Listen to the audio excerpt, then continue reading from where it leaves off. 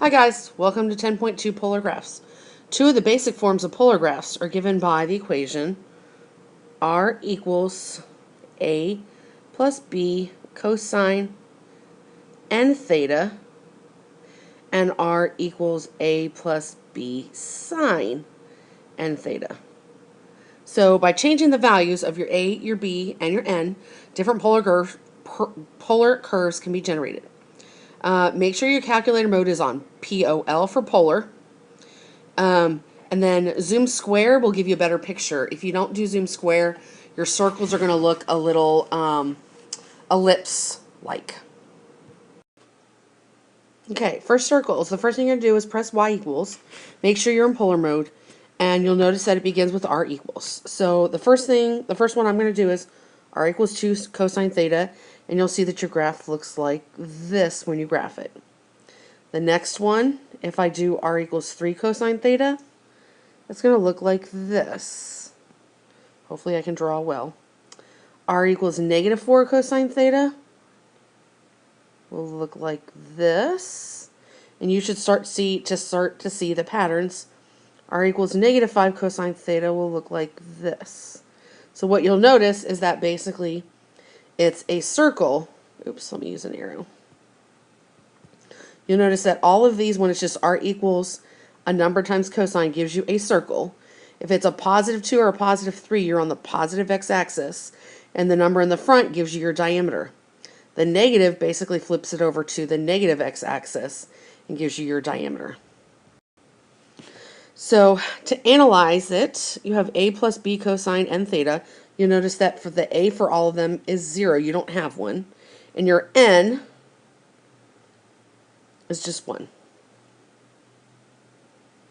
So what its effect does B have on the graph? B is your diameter. And what effect is the positive or negative? If it's a positive B value, then you're on the positive x-axis. If B is negative, you're on the negative x-axis. Okay. Number 1. Type in r equals 4 cosine theta into your calculator. And you'll notice these are the ones that you did on the first screen. So r equals 4 cosine theta, 1, 2, 3, 4, was just a circle. Second one, when you graph r equals 2 cosine theta, 1, 2, 3, 4, you'll get this. Oops, I'm trying to graph these, so bear with me. 4, 4,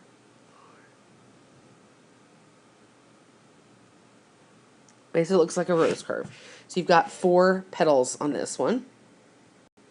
Okay, next when I do r equals 4 times cosine of 3 theta, you're going to get 3 petals. And if there are 3 petals, they're going to be 120 degrees apart. So 1, 2, 3, 4. There's 1 petal. 120. 1, 2, 3, 4 is this one. 240 is this one. Okay. Then if I do r equals, oops, go back. R equals 4 cosine 4 theta. Let me put all the dots, and then I'll draw the picture. So you have 1 petal, 2, 3, 4, 5, 6, 7, 8. So, in analyzing my equation, again, your A is 0. This time, your B is 1. So if I had r equals 4 cosine theta, that means I had 4 petals. Oops, sorry. Not 4 petals. 1 petal. R equals 4 cosine 2 theta had 4 petals. R equals 4 cosine 3 theta had 3 petals. And r equals 4 times cosine of 4 theta had 8 petals. You'll notice that when it was an even number, it was double. When it's odd, it was the same. So how does the value of n? So if it's even, oops, actually let me change colors. If it's an even number, you have 2 n number of petals. If it's an odd number, you have n petals. That's supposed to be an n. Oh, okay, now it looks like an m. So 2n number of petals. So if I type in the equation 4 cosine 3 theta, r equals 5 cosine 3 theta, r equals 6 cosine 3 theta, the only thing I'm changing is the 4, the 5, and the 6, and all that does is that's the length of the petal.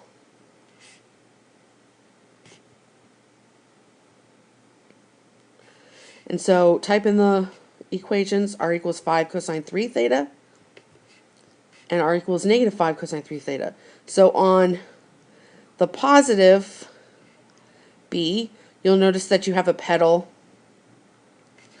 on the positive x-axis, and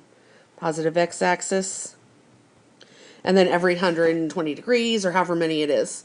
If it's a negative, you're going to have a petal starting on the negative x-axis.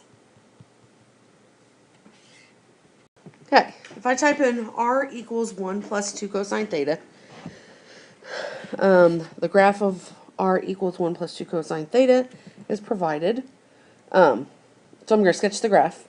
So first thing I need to do is this number here, plus and minus, that gives me my y-intercept. So let me make this fatter. So at 1 and negative 1, I have a y-intercept. If I add the two numbers, I'm going to get my number at my end of my outer loop. If I subtract them, I'm going to get at my inner loop. So it's going to go out like this. Oops. Let me erase all this and start over. So 1, 3, blue is at 1 and 1. Let me change my pen width. Okay, let's see if I can do this. It's hard on the screen. Kind of push it out, kind of like, this is really hard to do on a small screen, but you kind of get the idea. So then on the next one, I have x-intercepts at 2 and negative 2. If I add them, I get 6. 1, 2, 3, 4, 5, 6. If I subtract them, I get 2. Let me change my pen width back and see if this one is better. So here's my inner loop. My outer loop has to kind of pop out a little. Just make it as round as you can. I'm not the best drawer. Okay. The difference you'll notice with these equations is now you have a minus sign in here. So instead of your graph mostly being on the right, you're going to have it on the left, but you're going to do the same things again. So I'm going to have plus or minus 1 is my y-intercept. If I add them, I get my outer loop. 1, 2, 3, 4. If I subtract them, I get my inner loop. Let's see if I can do this again without messing it up. Oops, nope, I want black pen. Okay, so bump it out. First loop on the inside. The rest of it out there. I'm not the best artist. Okay, next one. Same thing. Plus or minus 2. I don't know what that was. 2.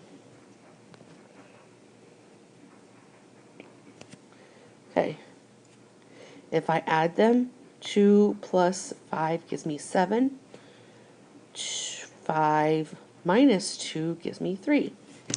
So, let's go 1, 2, 3, 4, 5, 6, 7. That's not very good, 7. 1, 2, 3, 4, 5, 6. Let's see if I can make it better. Right there. Okay. And then my 3. 1, 2, 3. My black. Bump it out. Get my loop. Just do the best you can, making it rounded.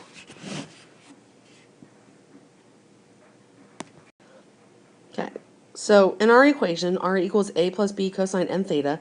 What is the value of each n? So each n, if you look, they were all the same. It was a 1. How does the value of absolute a compare to b? So your a is less than your b. And then how do the absolute values of a and b affect the graph? So if you add them, you get your outer loop.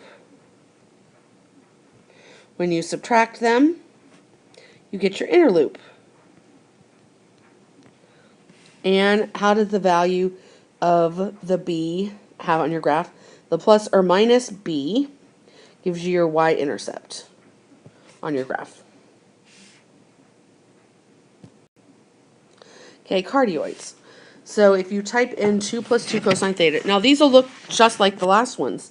However, kind of keep in mind, if I add them, I'm going to get 4, but if I subtract them, I get 0, which means basically, so they're similar to the limicons, but no inner loop. Okay, so let's just do this in different colors. Let me change my pen width. Oh, I'll leave that there. Okay, so for 1, I'm basically going to start at 0.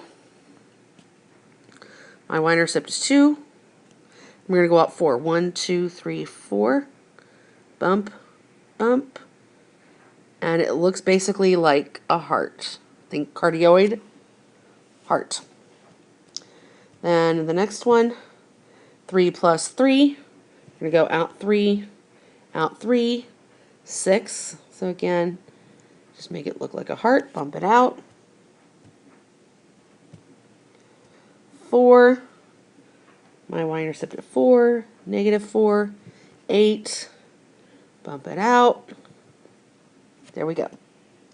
And then let's do purple. 5. 1, 2, 3, 4, 5. 5, 10. And there's my graph of your cardioids. And if there were a minus sign in between them, then they would be over here on the left. So for the cardioids in the equation, a plus b cosine n theta, what is the value for each n of the equation? And so your n basically is 1. How does the value of a, so your a equals b basically. How do the absolute values affect your graph? Your a plus b is like your outer loop. There's no inner loop this time. So if I type in the equation 3 plus 3 cosine theta and 3 minus 3 cosine theta, I just talked about this. So if it's a positive, it's on the positive x-axis. And if there's a minus sign, like this one, it's on the negative x-axis. Okay, so a dimpled lemicon kind of looks like an overinflated heart. So instead of it going in so deep and hitting at 0, it's kind of like it's deflating, or it's kind of swollen a little bit, so it's not quite going in as deep. So instead of it looking like a sharper heart, it's more like a balloon heart where it's a little bit less. So instead of going all the way down to the origin, it's ballooned out a little bit.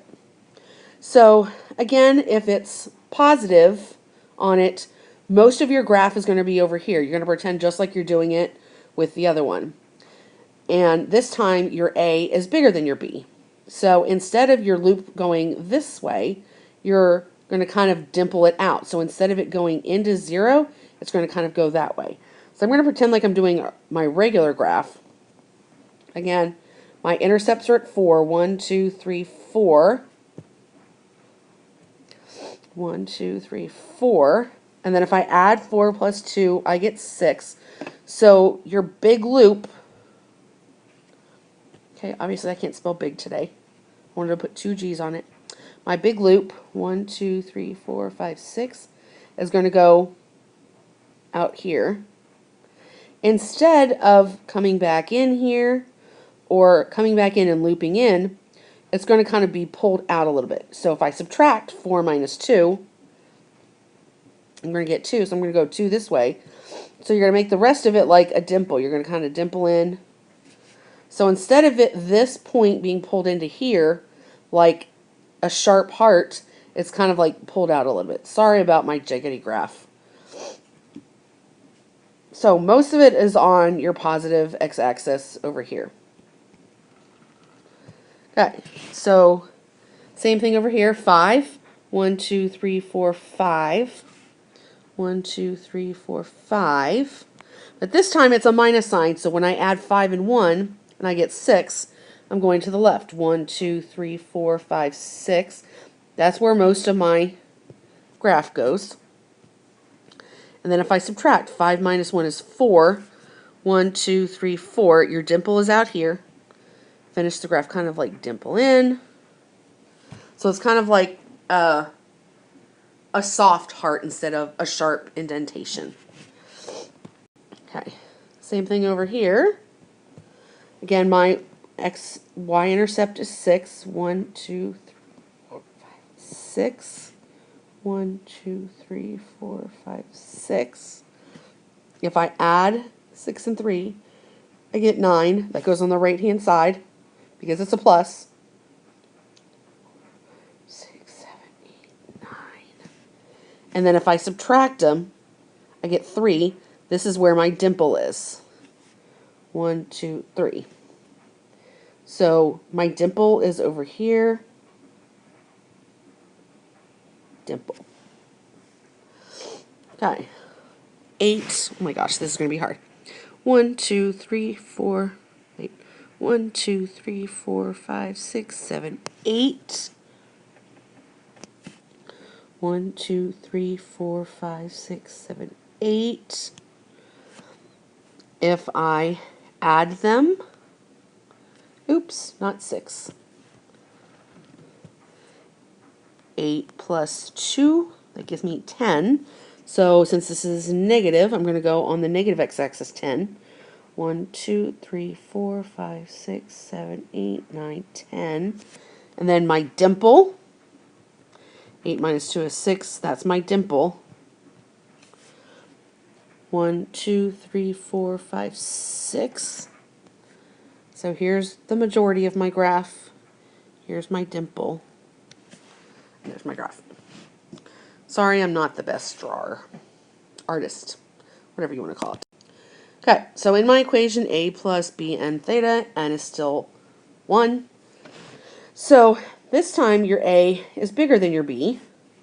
If I do a plus b, that gives me kind of my outer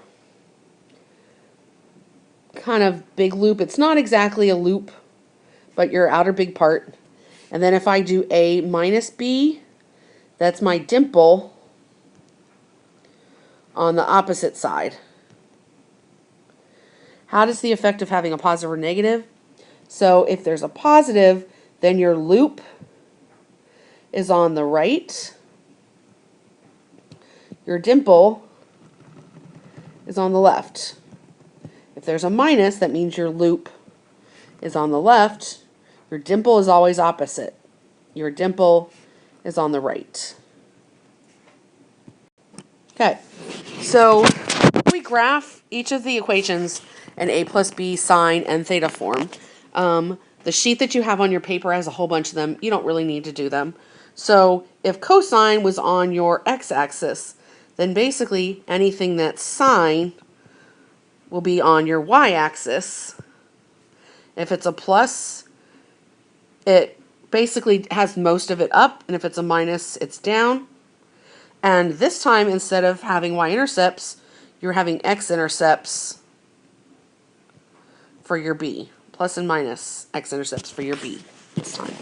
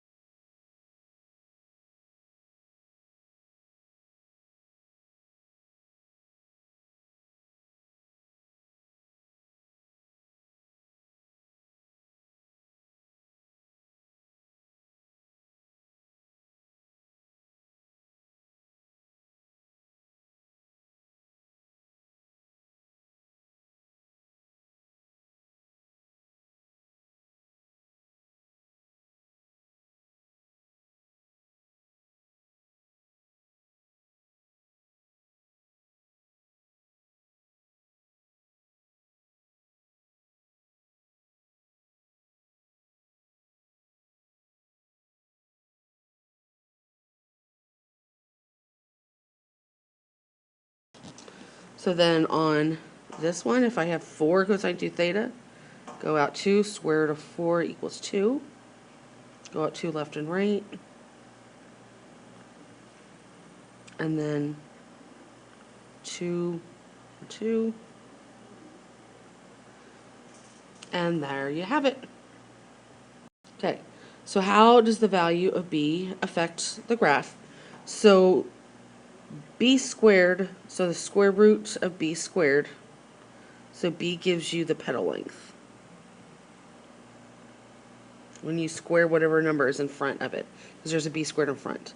So the cosine one is on the x-axis, and the sine graph for the lemniscates is not on the y-axis, it's on the 45 to 25 degree angle.